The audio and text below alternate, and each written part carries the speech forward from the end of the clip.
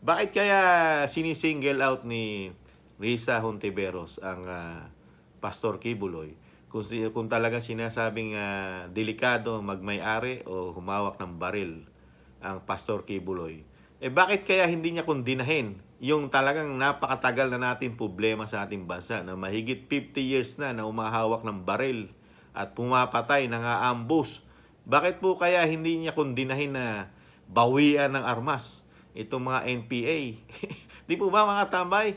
Kasi sinisingle out mo yung tao na wala naman tayong nababalitaan na may problema siya ron sa paghawak niya ng baril. Na wala naman siyang kaso na yung baril ginamit niya man lang sa holduping o kidnapping o pagpatay sa mga kapwa natin Pilipino. Di ba? Tapos itong isang sa isang side mo, merong isang grupo na mahigit 50 years na hindi mo kinukundina.